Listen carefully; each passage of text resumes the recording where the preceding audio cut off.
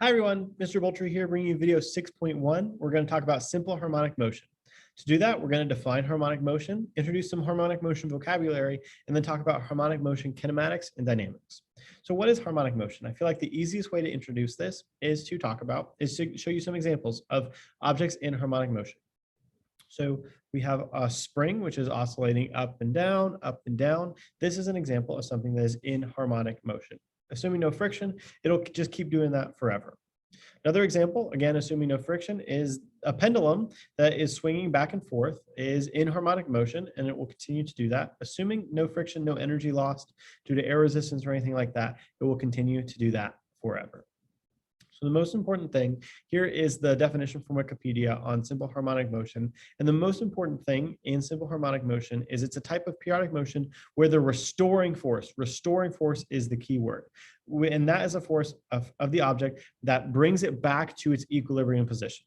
So the restoring force is proportional to the object's displacement and acts towards the equilibrium position. So for the example of the spring in periodic motion, when it's a little bit too high from the equilibrium position, the restoring force brings it back down. When it's a little bit too low, the spring force brings it back up. So that's why the spring is the perfect example, because it always brings it back to the equilibrium position, the position right in the middle.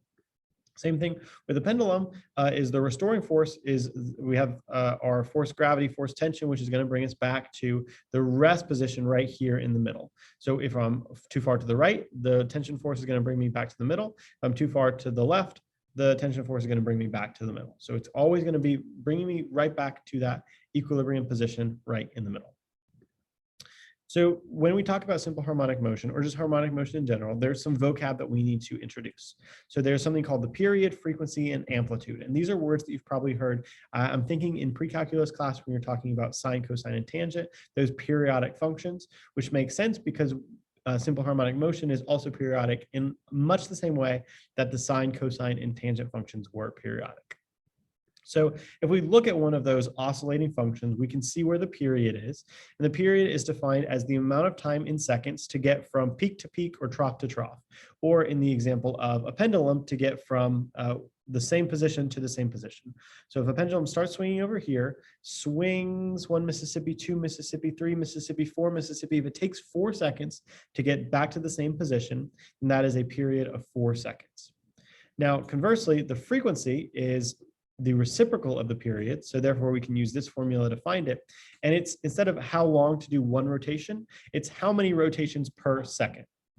So in that example, if it took me 4 seconds to complete one rotation, then that would be a frequency of a 1/4 or a quarter of a period per second. Another example, a little bit easier. Let's say to get from here to here, it takes me 2 seconds. So that would be, I do 2 complete rotations in 1 second. That would be a frequency of 2 rotations per 1 second, which will give me a period of, to get from here to here, if that's 1 second, they'll give me a period of half of a second. So if the period is 0.5, then the frequency is going to be 2, because they have that inverse relationship. And the amplitude, which is typically measured in meters, is how far the object gets away from its rest position. So again, in the pendulum example, this would be the amplitude of, I don't know, like 30 centimeters, something like that. And so this is a really cool thing that I'm just seeing and learning more about for the first time. But so obviously if a spring is moving up and down, in reality, it is just moving up and down.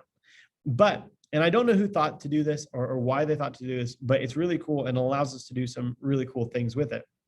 If we look at this graph, where we are looking at the position on the vertical axis, it's moving up and down and up and down.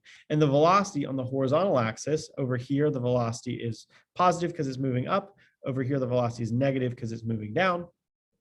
Then it actually looks like, when we look at this graph, it actually looks like the object is moving in a circle. Now, obviously it's not, it's moving up and down, but in this phase space graph, it has some properties that are similar to the circular motion chapter that we just finished. So we can actually use those properties, those similarities between harmonic motion and circular motion to solve some problems. So we can actually pretend, even though this is moving up and down, we can pretend that it has a angular velocity by looking at what this looks like in the phase space. So one example where that's useful is we can calculate the angular velocity by looking at the period and its relation to 2 pi. To do a complete rotation is 2 pi, or a complete circle. If we treat that as 2 pi, then we can calculate the angular velocity of the object in phase space. Also, obviously, if something is moving in a circle, then you can just use this formula straight up. You don't have to like imagine that it's moving in a circle. But if we take this spring and this object on a spring and pretend like it's moving in a circle by looking at the phase space, then we can find the angular velocity of the object in the phase space. And because of the similarities, it will allow us to use some of our formulas and thought processes from the last unit in the harmonic motion unit. Okay, last thing to finish up, let's just look at the harmonic motion dynamics, the forces and the kinematics of what's going on here. So if we have our object at rest position and we pull it to the right, then there's going to be a force, that restoring force, pulling it back to the left. So because the delta x is here and the restoring force, that negative, so it's going to pull it back to the left. When the object is right here in the equilibrium position, then the force is going to be 0 because there's no delta x. So because of Hooke's law, there's going to be no force. But because it has the momentum, it has the inertia, it's going to keep going so that it's over here. So now, since there's a negative delta x, there's going to be a positive restoring force pulling it back to the right, back to that equilibrium position. So let's look specifically. Let's start our timer right here. Let's say this is time equals 0, where we have a negative force, but a positive position. And just see what happens to the force, the acceleration, the velocity, and the position. So here, since the force is negative, it's going to move back to the equilibrium position, back to a position where the force is 0. And then over here, we're going to start to get some positive force. So let's look at what that looks like on the graph. So we start with the negative force through the equilibrium position, back to the positive force, and then it's going to pull us back to the equilibrium position. And then we are, again, back where we started, one complete revolution later. And then it's going to continue oscillating like that over and over and over again forever. So interestingly, this doesn't look like a kind of a piecewise zigzag function. It has that nice sinusoidal shape. And the reason for that is because the object is moving fast here, and then it slows down as it gets towards the end of the maximum displacement. And then it speeds up again as it approaches that equilibrium position. And the reason for that is just because of and that's why in simple harmonic motion, the force is directly proportional to the displacement, which gives us this nice force versus time graph that looks sinusoidal. So if this is our force versus time graph, then we can obviously find the acceleration versus time graph. Looks basically exactly the same, just different by a factor of the mass. More mass is going to decrease the amplitude of the graph. And with this acceleration versus time graph, we can make the velocity versus time graph by taking the antiderivative. So hopefully you've learned in your calculus class kind of the relationship between sine and cosine when we're taking derivatives and antiderivatives, but it should look like this is the velocity versus time graph. So if we have negative acceleration and we start with 0 velocity, then we're going to accelerate in the negative direction until we reach our maximum velocity, at which point you'll notice that when the acceleration is 0, this is when it's passing through the equilibrium position. That actually lines up with when the velocity is 0.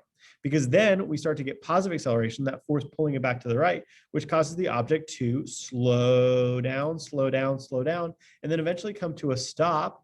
And it comes to a stop at the other maximum displacement on the other side. But then still there's a force to the right, which is going to cause the object to speed up to the right until it gets back to its equilibrium position. Equilibrium position gives us a net force of 0, an acceleration of 0. And again, we see that that lines up with the maximum velocity.